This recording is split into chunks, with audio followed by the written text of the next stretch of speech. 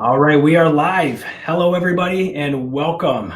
Thank you so much for joining us today. We've got a great webinar for you, and we're talking about your Amazon advertising and taking it to the next level. So we've got some of the best in the industry. We've got Robin and we've got Prabhat.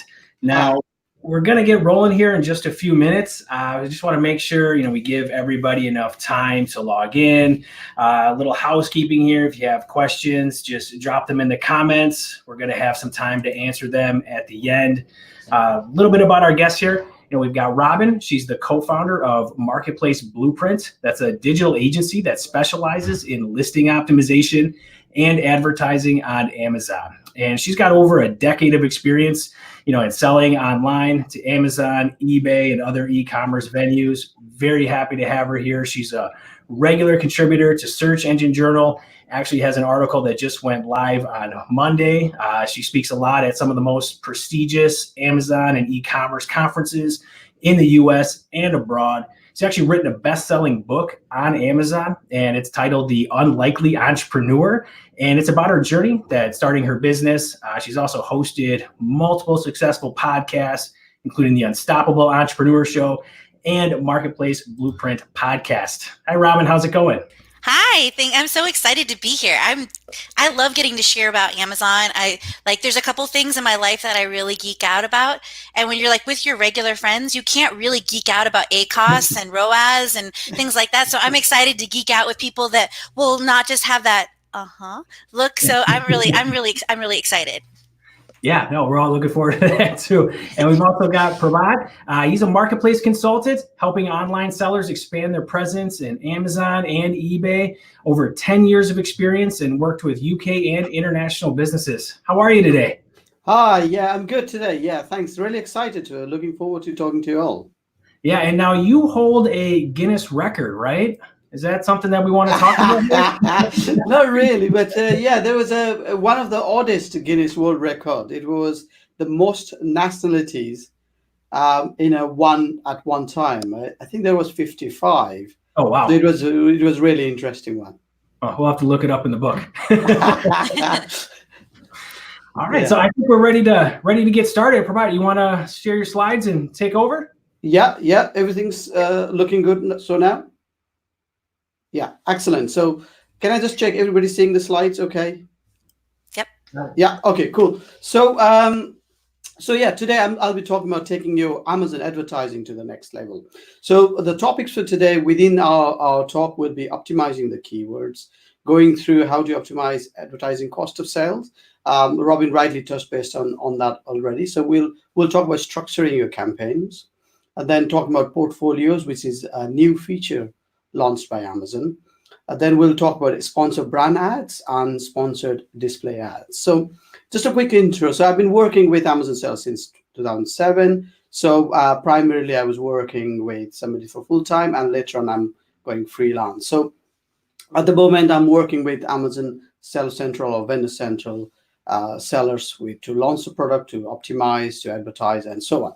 So so let's dive in the topic. So there are three kinds of Amazon ads that's popularly used by Seller Central and Vendor Central users.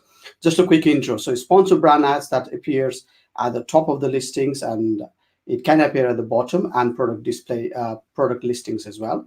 Then you've got sponsored product display ads or sponsored product ads, which appears on the search result, on the product pages, and on the key features area on the product pages. Then we've got sponsored display ads, which appear below the buy box and below the key features area. Now, Amazon is taking the positions of all these ads across different pages as of now. So let's dive in the first topic. How do I optimize the keywords? So I think making sure you're targeting the right keywords at a right bid is one of the important secrets of getting best out of Amazon advertising. So the first thing you'd want to do is, once your advertising is running for a week, so for some advertising for 2 weeks, 3 weeks, you can look into your search term report, and that's primarily available through your advertising reports tab. And now Amazon has also rolled out these reports on each campaign as well. So once you download this report, you'll be able to find out what keyword actually converted and what keyword didn't. So you'd want to take in the irrelevant keywords that didn't convert, or that has costed you a lot of money but it didn't convert, and add them into negative. Then you've got again list of keywords that's converting, that's generating sales. Then we want to take that on to do manual adverts, which is manual keyword targeted adverts, and we want to keep the bid optimum to the level that you are getting continuous sales. So if you look at an example of a search term report here, so you can see, yeah, so this particular keyword costed us $7.50, then we had no sales. And same here, $16.41 and no sales. So these are the keywords you'd want to put in negative. But again, there are some keywords where the advertising cost of sale. So talking about advertising cost of sale, it means the cost divided by revenue you get out of Amazon. So you've got cost of sale very low here. So these are the keywords that you want to continuously bid to get a continuous amount of sales through that. So just going back to slides a little bit, in Seller Central, you'll get 7 days total sales, but in Vendor Central, you'll get 14 days total sales. So that's why there is a slight difference on the reporting. So we want to, like I said, we want to increase the bids for the keywords with the low number of impressions if that's not generating you much clicks, which means it's not enough bid for you to win the clicks. Then talking a little bit on the ACOS, so advertising cost of sales is your ad spend divided by sales and percentage. So that determines you how much profitability you are getting out of sales. Then also there is another measure you can do, which is popularly used in Google AdWords, called returns on ad spend. So that's sales divided by spend. So in this case here, if you have a look, there is 1.3% that's advertising cost of sales, and you've got $74 or $75 in a roundabout for every dollar spent. That's a return to your ad spend. So when we look at these ACOS or ROAS, that will help you determine whether your campaigns are profitable or not. Mind you, there is a cost you are paying to Amazon for fees, and there are other costs involved with vouchers or any other promotions you're running. So these are your additional costs. So bear that other cost in mind. So once your automated ads are running for some time, then you take the keywords, run the manual ads. There are, again, other tools that you can use to find the new keywords or additional keywords that's relevant. And one of the tools I use, or some of the people use, are Sonar tools. I know a lot of people also use Helium 10. Whichever tool you use, you are trying to find out a source of keywords that's relevant to you or to your product. So that's another opportunity for you to run an advert. So if you look up a search result here, so I looked for a keyword, circle or so, and there is a list of keywords that Amazon customers are searching, and that's organized based on the higher proportion of the search to the lower. So you could take these keywords and add that to your manual campaigns as well. And one of the good thing I found out was when you run a manual campaign and when you group them together, I found success when I grouped 20 to 30 keywords in a group. One, it's manageable. Secondly, it allows your budget or budget within a campaign to perform or distribute amongst all these keywords. What I didn't find useful was adding 100 and 150 keywords, because not all the keywords was getting chances to be advertised. So you can see in this example, I've taken on keywords that's converting from your automated ads. Then also I've added Sonar keywords, and I've grouped them two separate because there was more than 30 keywords. So I thought it's better to group them.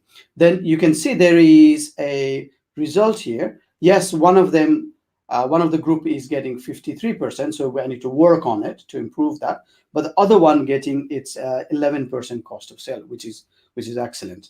So Once these adverts are running, then you'd want to analyze performance of each keywords to access their strength.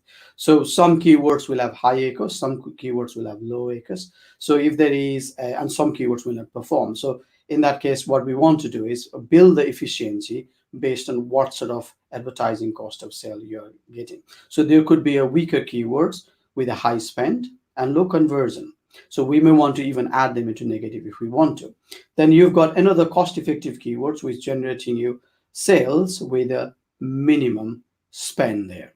Then you would want to allocate optimum bid for that. If there is any keywords or group of keywords that's working quite well, it makes sense to put higher budget on them compared to other ones. Then also we'd want to look into different match type of the keywords. So there are exact match, there is broad match, and there is a phrase match. So generally people assume that exact match is better than broad and phrase, but I wouldn't say so. You'd want to try all of them. So you'd want to put each of the match types into different groups within the campaign. So you're giving chances for each of the keywords to work and find out what's working, what doesn't. So that's one of the best way to run the campaign, and very granular way. Then use negative keywords. So if there is any keyword not generating you sale, add them into negative. That will allow you to stop or limit the wastage you have. Then the next topic we want to go into is how do you optimize your cost of sale. So first of all, we want to define what is your cost of sale. So for that, you want to obviously know your profit margin for each product or each groups of products. So once you have got a profit margin, say for example 43%, and if you're advertising within that, if your cost of sale is 20%, then you're getting 23% additional returns on that. If the ACOS is higher than 23%, then you are not generating any profitable sales. But that's acceptable sometimes, because when you're launching product, your advertising cost of sale may be too high. So like you can see here, these accounts, they are going beyond even 100%. So some people do that to launch the product, to get that sales going. Once we have the sales, the organic ranking of that product improves. Then when you want to lower the bids on these high ACOS keywords, that allows us to get the sale, but at a lower cost. So in that case, we may not get the same amount of orders, but at least the cost of sale is lower than before. Then this is the last thing you'd want to do to optimize or lower the wastage or lower the ACOS, is to stop advertising. Not completely, I didn't mean to say completely, but if there is any variation, that's variation, maybe the size, the color, the material type of a particular product. If that's not performing well, then you would want to pause the advert completely for that product, or pause the keyword completely. So then we've got another type of advert, sponsor brand advert, which is known to have higher ACOS. Now, sometimes for these, we'd have to measure what we call percentage of new to brand. So what it's saying is, these sales are there from customers who hasn't bought from us in the last 12 months. So we have to look into it a little bit detailed, because if I'm gaining a new customer and if the ACOS is high, it may be acceptable because I may get a repeated sales from that particular customer. So for sponsor brand ads, try and look at percentage of new to brand sales as well. So let's go into how do I structure my campaigns for success. So to structure your campaign, structuring campaign is grouping the campaigns into different campaign structure, different groups, or different portfolio. Now this grouping you can do based on your type of product or your aim, and it could be seasonal as well. So auto campaigns, you can structure that based on the category, types of product, top sellers, or seasonal campaigns, like for example Valentine's Day or Halloween and so on. So this is one typical example of auto campaigns. You could group them into 3 different sizes of the bottles of perfume if you want to put them into different groups and measure the success of each sizes. Or you can put them into one subgroup of all the product sizes together. Or you can put another perfume into another campaign, against subgroups. So the idea is putting similar products together if you want to on this, but here it's a bit more granular, measuring, trying to find out what sort of size of the perfume works best for you. So manual campaigns, these are generally the second phase of advertising for a lot of people. What you could do is you could group them again based on your converting keywords from your auto campaigns. Then you can also target based on brand campaigns. So that's one type of campaign structure. And another type of campaign structure could be based on phrase match, broad match, and exact match, which we just discussed before. Now, doing these broad, phrase, and exact is a very granular way of creating the campaigns. Amazon does allow to put all three in one group, and it's not wrong putting in one group all three match types. But if you split them, you're finding out what works best for you and also adjust the bids accordingly, like you can see in this example here. So you can see in this example, your exact match, in fact, this spend is lower than other area, but you may find that exact match not converting more than broad and phrase. So we'd have to check that. It's best not to assume and allow the system to test it. And to test it, you can always put a lower amount of budget so you don't waste a lot of money at this stage. And you can run both automated and manuals together. And with automated ads, you can add negative keywords. So manual keywords campaign does not appear in product pages. That's a keywords campaign. Doesn't appear on the product pages, but auto campaigns does. But there are other types of campaigns which is within manual field called async target, which can appear on product pages. So there's slightly difference, which is one good reason where manual campaigns and auto campaigns should go hand in hand. So if you look up here, you can spend a lot more of time researching keywords, but your auto campaign eliminates this work. So when you run auto campaigns, it allows you to find out what works for you, and then you can run manual campaigns together. So the next one, organizing campaign structure into portfolio. So this is a relatively new feature, and what it does is it allows you to group the campaigns in a logical way. Let's look at some example. So some businesses may want to group them into one portfolio, which is Valentine's Day, and you can put sponsor product ads and sponsor brand ads within that portfolio and give a budget. So you are making sure that you are giving enough money or enough budget and time onto or spend on that portfolio. Then there is another type of portfolio. It could be keyword based. So some businesses may want to put budget on your own keywords, and also you can put budget on generic keywords, which is generic to the product.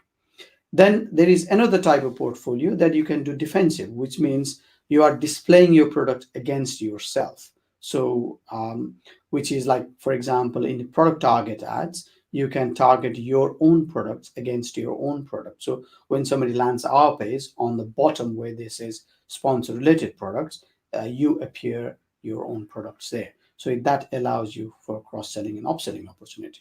Like, for example, this Umu Lindbell products, that's doing defensive by displaying their own product against their own product pages. Like, for example, here as well, they are displaying or aiming to display, you can't guarantee it, but you can target that against their own products by displaying this. So that's really good tactics to defend yourself. So let's talk about now, how do you get to best out of sponsor brand ads? And sponsor brands ads are eligible or are applicable for the accounts which are brand registered or vendor central accounts. So sponsor brand ads also used to non-ad headline search ad. It allows your product to appear on the topmost position, and that's a really good position even for you to get the brand recognition. And obviously you are paying only per click, so having that impressions that can have a positive impact on your brand itself.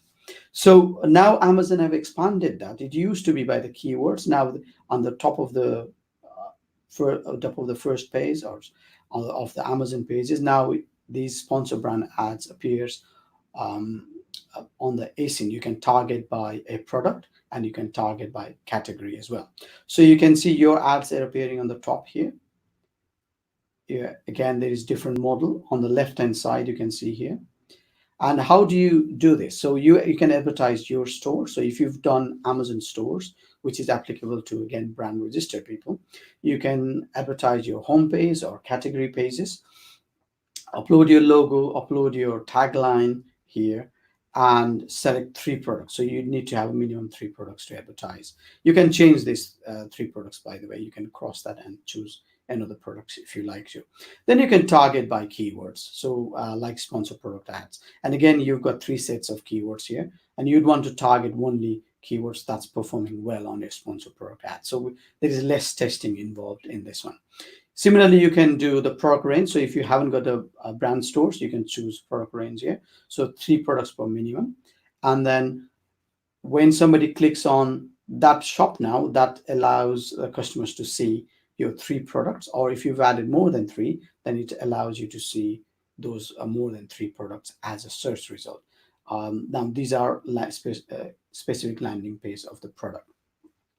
So like similar to what we discussed before, these are, again, next stage will be you creating or adding the individual keywords.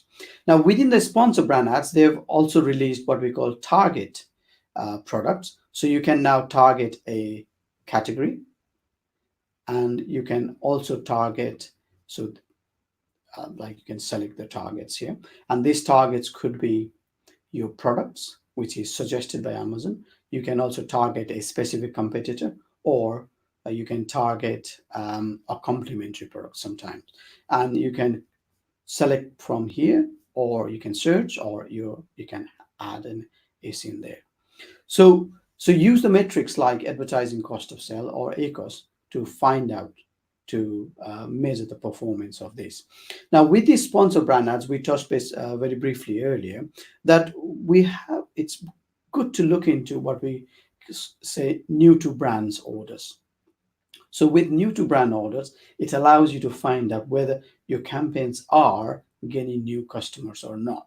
So if you see this result here for sponsor brand ads, so out of £11,000 sales, with 17% or 8, you can say 18% ACOS, our 93% of the customers were new. They haven't bought from us before. So I personally think this is a successful campaign because we are gaining these new customers. So even though ACOS is higher than sponsor brand ads, sponsor product ads, but if their new to brand sales is over 80%, it's a good type of campaigns or good result. So lastly, getting the best out of sponsored display ads. So this essentially works based on targeting the audience. Now, these audience are automatically created based on your shopping behavior. So sponsor brands can be useful to raise the product awareness a lot. So these products ads appear off Amazon page. Now, these are applicable currently just for the US Amazon accounts. I haven't seen this in the UK accounts, although some accounts may have it because Amazon does roll out the tests. And then it's based on interest. So you can display these on the product detail page. And also you can target by the products on product detail page. And again, categories. This is again on the product detail page. So this is the first start of the sponsored display ads. Choose your product to advertise, and then target the audience. And the audience targets are based on who you want to engage, or the audience that's engaged with Amazon already. So the audience targeting function is similar to like Google's custom intent audience. That's made up of a specific type of people who searched about that particular product before. With Amazon search-based targeting, that's again build the audience based on what they've searched on Amazon before. So you can see here interest targeting. You can target by people who are browsing the category in clothing, for example, or books, or whatever's relevant for you. Again, then next stage is creating the creative, so which is uploading the logo, putting the tagline, headline again, and then your ads will appear like this. And bear that in mind, these ads will appear below the buy box. So you could potentially take over somebody else's sale, but also it can appear below the key features as well. Then when you target, you can target by products as well. So you can target a particular product. So you want to display against them. And same thing again here, you can pick suggested or search for it, or you can target any competitor product or complementary, or even if you want to do defensive, you can target your own products. And the way it will appear is exactly the same as before. So there are audience targets and there are product targets or category targets. So you can see these are the positions where your ads may appear at different types, different positions within Amazon search pages. Again, with that, we've done the audience, we've done the products, and then categories. Now, categories can be interesting one because it allows you to target a relevant category. Now, what I have seen is it doesn't allow you to it doesn't give you option to target any non-relevant anyway. So it will only display the relevant category, so you can target against them. Meaning, your advert will be seen by your possible customers who are looking at competing product within that particular category. So so again, here is so you can see in this result, the reports here is not very useful, to be perfectly honest, because you are seeing sponsored display ads, and you can see category target. I did product target and audience target, and all it gives me is the result. It doesn't display or doesn't tell me which product we converted, which product we didn't convert, and all that a lot in the details. So at this stage, perhaps it's a very early stage for us to see a lot more detail into it, but still these are the sales which I may not have got anyway. So these are the incremental sales, and you can see from this experiment the ACOS is 40% here, there is 16%, 17%. So the best one was the product target one. So go ahead and try that and see what sort of result you get. So finally, let's conclude with Amazon strategies. So there are 3 strategies I personally have experimented on the Amazon accounts I've worked with. So there is defensive adverts where I target my own brand name. If my brand name is popular, I target my own products and I target my own keywords on that. So that to gain the market share, I target competitive terms or competitor brand names, then generic words that's converted, competitor brand names, and these are across sponsor brand ads, sponsor product ads. Then also I target against competing ASINs, a generic keyword, and again automatic placement. So you've covered all that bits, all that opportunities there. And to increase the market share, so we are targeting your subcategory, and sometimes targeting a root category may be beneficial because it may allow you to gain the sale on your product which you otherwise may not have got. But again, there is a chance of wasting some money as well. So you've got to try on all this. And when you talk about product display ads or sponsored display ads, you'd want to display your products against your competing products, so you can get that sale, perhaps, if it is competitive enough. Then the last one, there is S missing in there, the sponsor brand ads. So what you could do is you can find out what's selling together and what products may be selling together within your product range, and you can put them together. So there is cross-selling opportunities. So saying that, this is the end of my presentation. So I'll pass on to Evan now. All right, thank you very much, Rabat. That was great. A lot of awesome information in there, a lot of good detail. We've got some questions kind of coming in right now. Still got time if you want to add any. Robin, I kind of wanted to open up to you a little bit. I know there was a lot in there. Anything you want to add or any comments on that before we hit the questions? Well, I think one thing is, different kinds of ads and different kind of product mixes are going to yield results with different strategies. So he really works with smaller ad groups. We really focus on the number of keywords in the ad groups. We're going to do between 50 and 500 per ad group. And in general, we're going to put maybe one, in most cases, we're going to put one product in each ad group. Now, sometimes if they're very similar, then we might put them together. Now, that does take a little bit more to manage. And so you do have to balance that, and you have to look at the budget that you have. But, for companies that have at least a decent sized budget, so maybe even $1,000 per product per month, then it gives you an opportunity to test a lot of things. And the other thing that we do is we really use Automatic to verify the relevancy and the keywords that make sure that Amazon is finding us relevant for what we are assuming that is going to find us relevant, what is going to convert for us. Then we take the keyword research that we did and we put a whole bunch of additional keywords, and we always test in all of the match types. So we test in broad, phrase, phrase, exact. We do all of them. We see how they're working, and then we kind of go through systematically and looking at conversions. We take those ones down, and the ones that are working, we bid those up. The ones that are not working, we bid those down.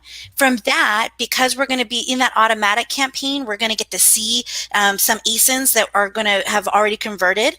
Then we're going to use that to start to develop the product targeting and some of the category targeting. So it kind of allows us to kind of unfold things as we move through, and make sure that you're taking the words that are converting really well for your ads, and you want to put them back into your listing, maybe rewrite some things, maybe make sure that the ads are showing you that the target avatar that you wrote the listing for is actually the customers that are coming and purchasing. Yeah, I think that's a great point. It's good to bring up too how the size of the campaigns are really going to dictate, kind of what strategies that you want to go with when you're working with smaller sellers. A lot different than some of the major ones that have a lot bigger. And talking about some of the Automatic side of things too, right? So I've had a lot of people say that Automatic campaigns, they're really not necessary if you know what keywords that you want to target. What are your feelings on that? Prabhat, I'll open it up to you.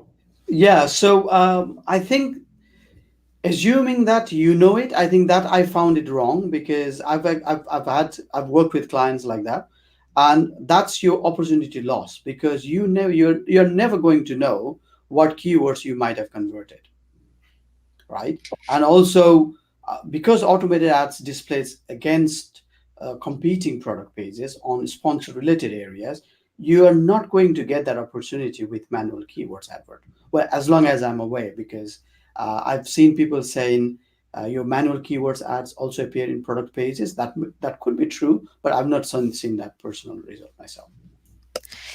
I kind of feel the same way. If you might say, well, I know all of the use cases, but sometimes a customer, maybe a client is saying, well, we want to focus on this really broad keyword, and they're not realizing that there are some smaller or some longer tail phrases.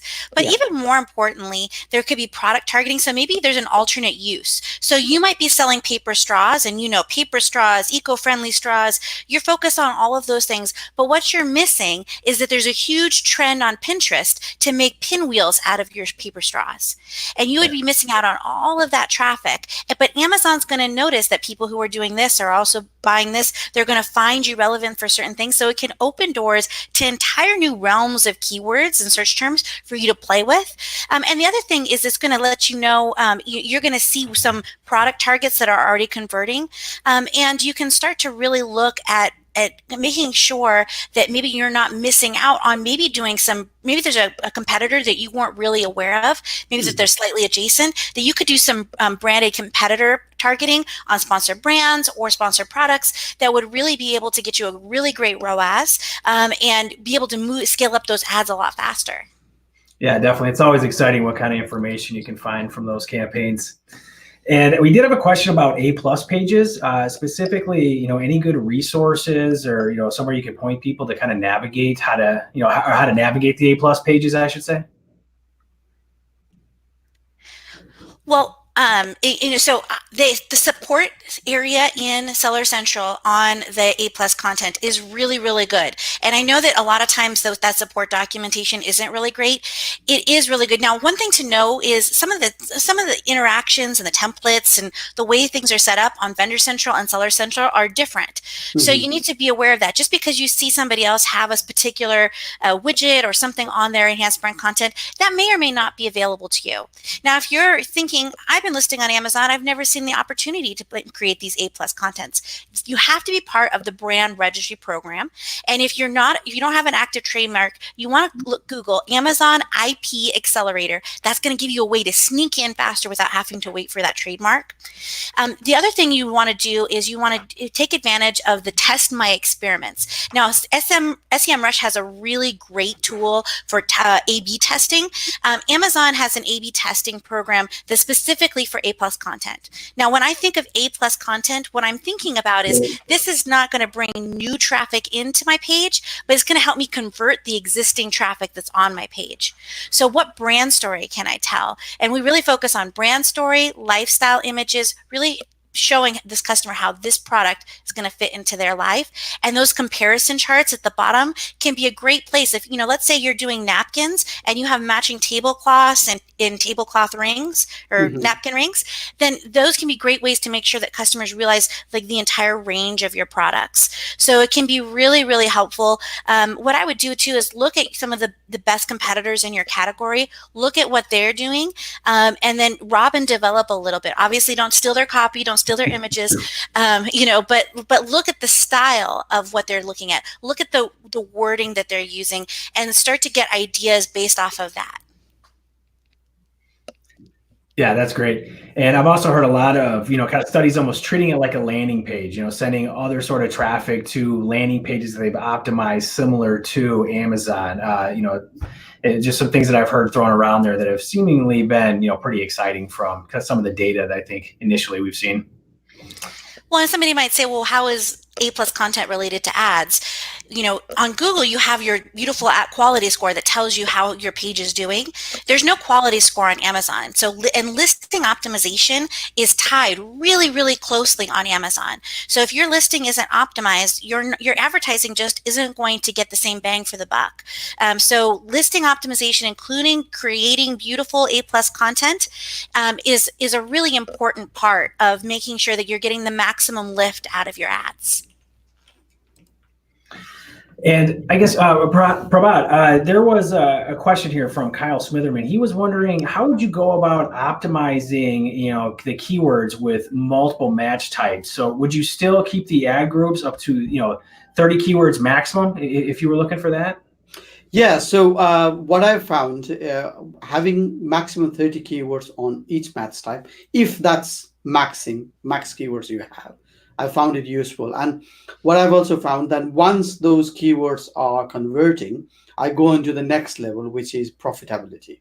So if certain keyword is driving sales but not profitable, then I would want to either lower the bid for that or pause them completely. I know that's a very ultimate and hardliner approach, but that's the optimization process as you go along. Okay, great. And we kind of go through like a series of steps. So we look at, like if this has this many clicks and no purchases, then we're going to reduce the bid this much. If it has this many clicks and this many, and so we basically kind of do a bunch of if-then statements to raise, continue, and week over week. And, you don't want to just raise your total bid. So you might say, well, I just really want to be top of search for this. So I'm going to take my bid from $1 to $17. That's not going to get you the results that you want. You want to do small increases and you want to do that really based off of the data. Yeah, absolutely. Yeah. And also, to touch base on bid strategy, that's an additional thing Amazon have added. If certain advert or certain campaigns are doing really, really well, there are 3 bid strategies we have. We've got fixed, we've got up and down, and we've got a down only. So if your advertising cost of sale is working well to your profitable level, I would be inclined towards trialing up and down, or I'll be inclined trialing down only with top pages with 10% up, 20% up.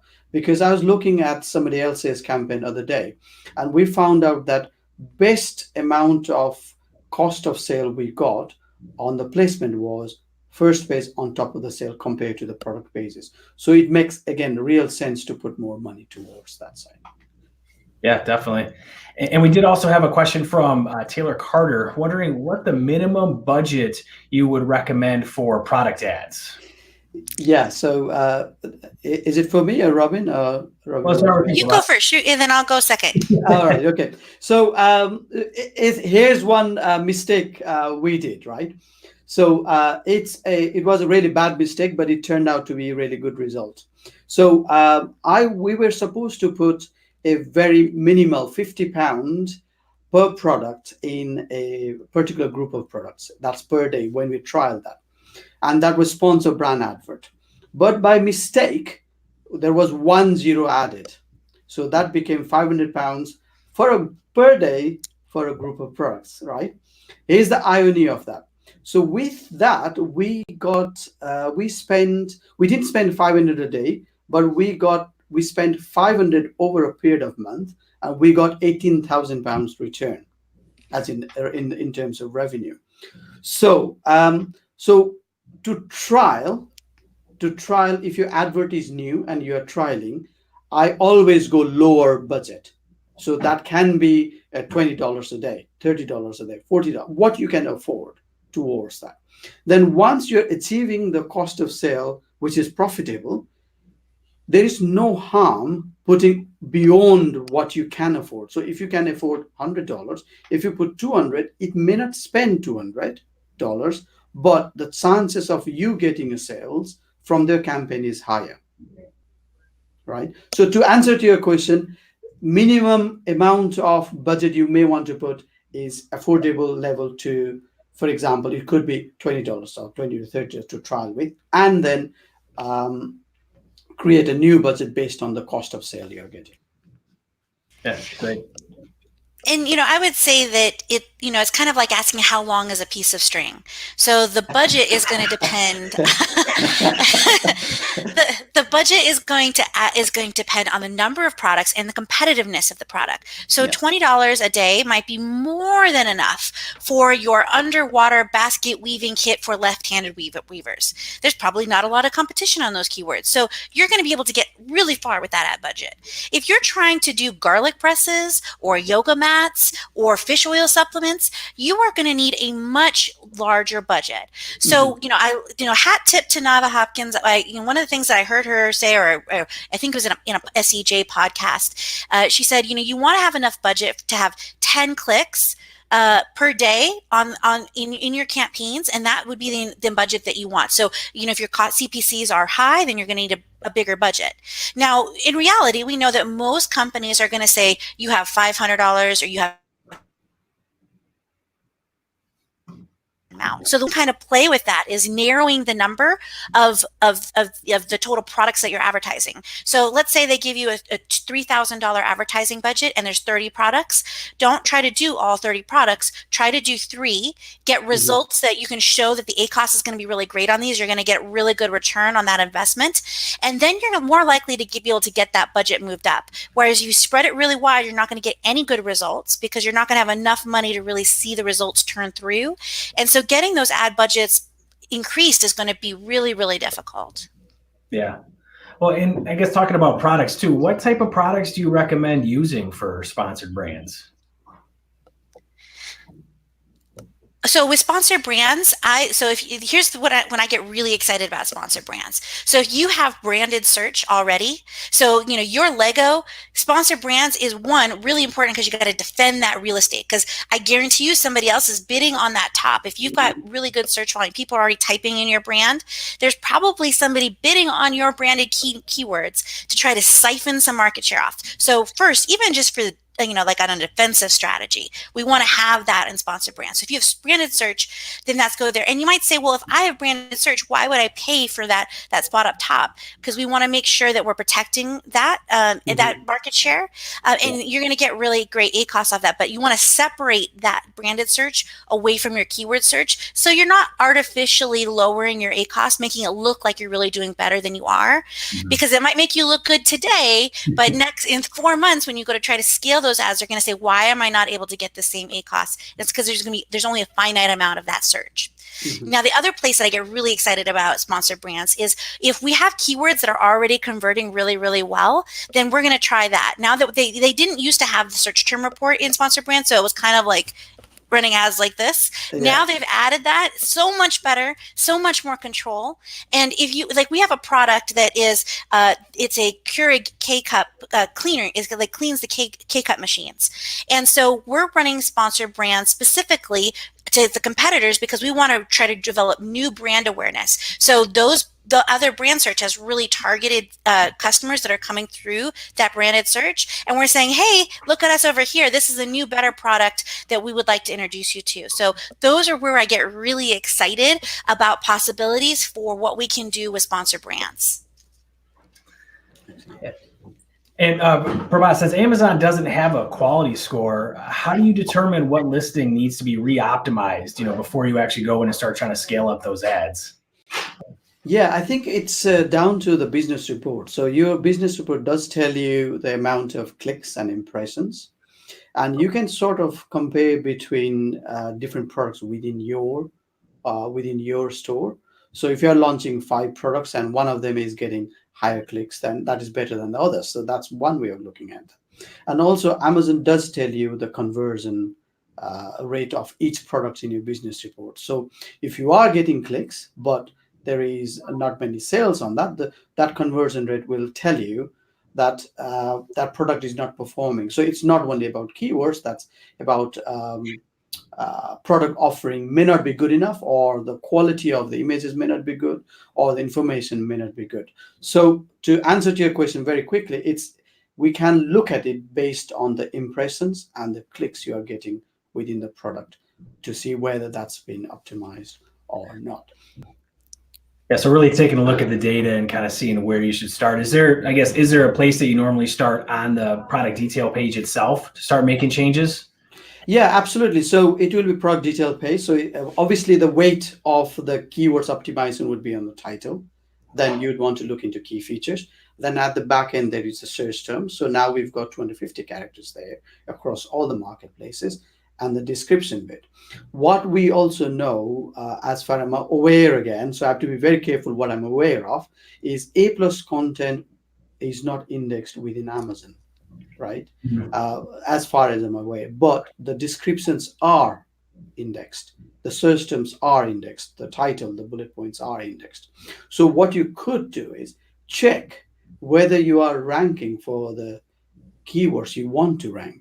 And to check that, you can either check your keywords against various Chrome. There are various Chrome extensions. One of them is AMZ Data Studio that allows you to plug your ASIN and then keywords that you want to rank for, and it will tell you whether you are indexed or not. There are other third-party tools. Again, there are Selix, there is DataHawk that allows you to find out whether you're ranking for a particular product. It even tells you the changes in the ranking. Maybe in the last couple of weeks you are ranking and now you want ranking against. So that could be various reasons, but it tells you that. So to measure the success, you can go very high end by investing in a third-party tool. But if you don't want to, you can check against a particular ASIN within your account through AMZ Data Studio as well. And that's free tool to use. That's great. Thank you. Robin, what would you do on that? I would say that exactly what he said. You want to do really good, high quality keyword research. And now the keyword research you do for the listing is going to be slightly different than what you're doing as far as generating search terms on the ads. It's you don't have to have the words together. So as long as you have white and then house, then it will index for White House. Yeah. And then the advertising, you need to have White House together, and you'd want to be watching your rank as the phrase all together. So once you do that, and then you want to make sure you really are clear who that target is. You're writing content, not keyword stuffing, but really compelling copy, benefit laden keyword, those bullets, and then really watch the images. You want to make, especially if your click-through rate is not great, start with that main image. Make sure that it's taking up 85% of the image. It's only that product. And another place where people get stuck is they try to get a little too fancy. Maybe they've got a beautiful bottle and they've added a nice reflection at the bottom. Sometimes that reflection will change the proportion of the images. squishes it down. And so it makes your bottle look smaller compared to your competitors. So really watch the proportion of your images, because that will have a big role in the way they come up. We talk a lot about mobile first optimization in digital marketing. Images and bullets, or images and title, are really all that the customer sees above the fold on mobile. So you really got to make sure that those images mirror everything that you have in the bullets. So if you have important information in those key features, you want to mirror that with infographics in your images. And those are usually the places that we're going to start in kind of re-optimizing a listing and making sure that it's really dynamic.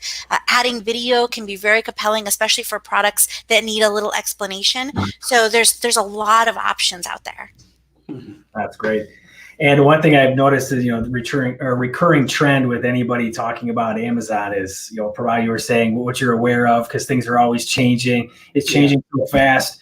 What so far, I guess, recent, 6-month-ish changes are you most excited about? Yeah, so what I've not seen in the UK was a video ads in the US Amazon account. So that's something really exciting. And I've had an email of somebody who is already trialing that, and they're getting good result, good success on them. So I'm looking forward to having that in the UK. Nice. Robin, what about you? I would say that I am really excited about those video ads. But, as far as, we work with a lot of people who are trying to learn ads too. And this is, considering I'm a marketing agency, I probably shouldn't tell people how to do that, but I get really excited about sharing how to do it. Amazon has this really great thing called the Learning Console. So if you Google Amazon Learning Console, they walk you through step by step, like how their match types work, which one of these ads would show, which one would be the winning bid.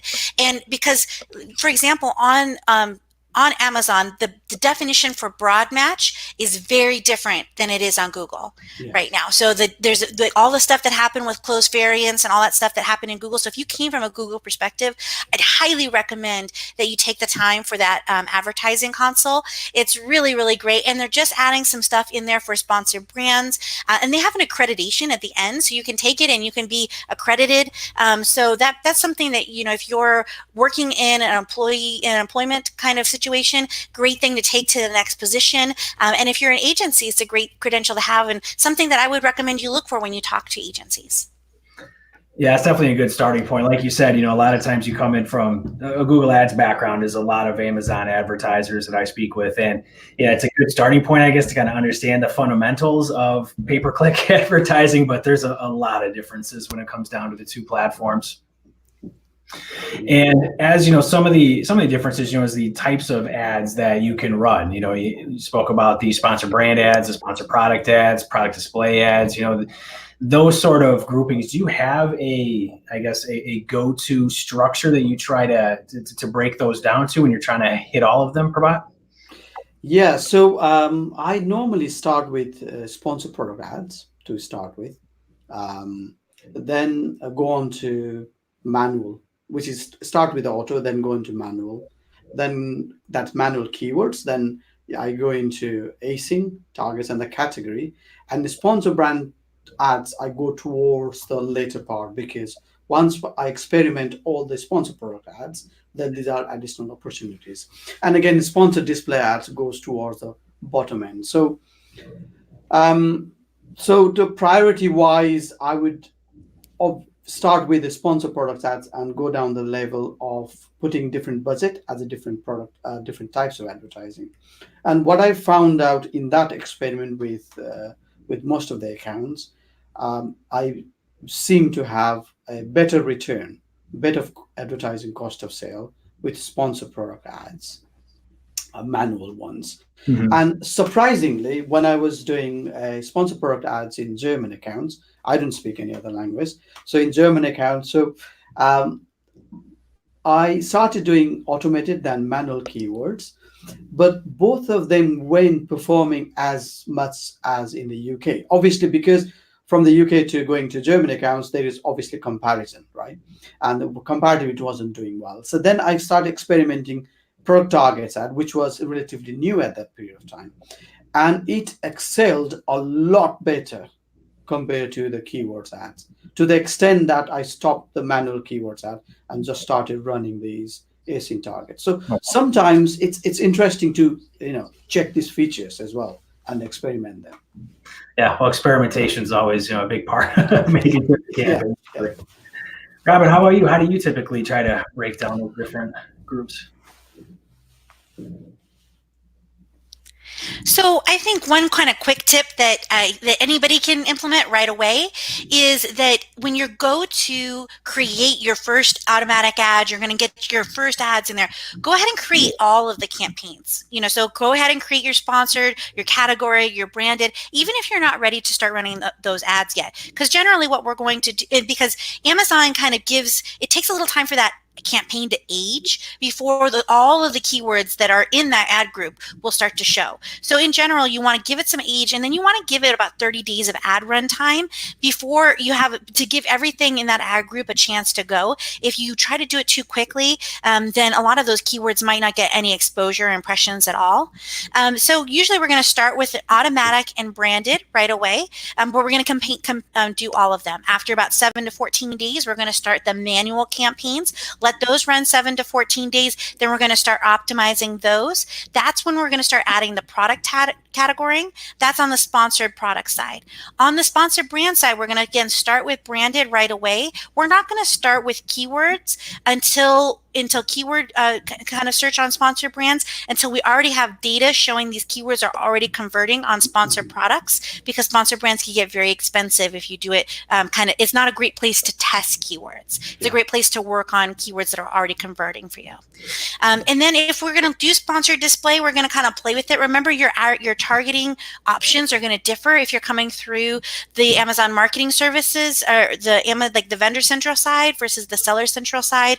Your ability to kind of control the granularity is much better on the vendor central side currently, but I'm sure that will be updated very soon. I know Amazon has been rolling out a ton of things, and then really take the time to learn about portfolios, because they can be a really great tool in giving you the flexibility to kind of play with the ad groups and without accidentally kind of going over your budget. And then one thing to keep in mind as you're talking to stakeholders is that Amazon, if you set a budget of $30 per day, Amazon looks at that over the month. So the first day it might be 45, but over the entire of the month, it will end up being at about 30. So if you see that, don't panic. That's a normal process, part of the process for Amazon ads. Yeah, those are always fun conversations to have when you the daily budget at first. Okay, well, this has been great. I really appreciate all the great insight that we've got, and I guess just to close it out, and this isn't totally Amazon related, but Robin, you've been to, you go to Disney World up to 57 times a year. I think that we need to have some sort of tip there, right? I mean, there's got to be something that you've gained from some insight there, right? Oh, there's so many tips. I love Disneyland. So that's like a Pirates of the Caribbean poster back there. I would say the biggest thing is, get there at rope drop. You can get in 30 minutes before. And then if you're going to try to ride the new Star Wars ride, make sure everybody has their app open and they're not connected to the Disneyland Wi-Fi. You want to get that boarding pass really fast. And then max pass all of the way. And if you are really wealthy, like you have more money than you know what to do with, then invite me, because I have a pass, and then I will show you. We can go take a VIP tour, which are amazing. Awesome, great. Well, thanks again for the time, everybody, especially everybody watching the webinar here. If you have any follow up, want to reach out to me directly. My name's Evan Fasiger, Director of Sales and Marketing for Foremost Media. You can always find me on Twitter at Evan Fasiger. To help spell it, it's right there on the screen. Robin, how can people find you? You can find me at marketplaceblueprint.com. You can find me on LinkedIn and Facebook. Usually if you type in Robin Johnson, Amazon, and Google, you can find me pretty easy. And then I also have a podcast called Marketplace Blueprint, where you can listen to, we have a bunch of stuff on advertising. We just had the people from PackView on last week. And then my Twitter ID is bestfromthenest.com. Excellent. Or no, Best from the Nest. I don't know why I'm adding .com to Twitter. What am I, 95? Get on the Twitter. And where can people find you? So I'm available through daytodaybay.co.uk. So I know there is day-to-day eBay because when I started working with marketplaces, eBay was a big thing at that time. So that's where I got stuck with it and never changed. So my Twitter handle is day-to-day eBay. So yeah, so that's where you can find me. My name is Prabhat Shah, as you can see on the screen. And there is, yeah, you can Google me or find me in LinkedIn. I'm more than happy to help you out. Okay, perfect. Well, thanks again, everybody. Appreciate the time. All right. Thanks a lot. Thank you. Bye, thanks. Bye-bye.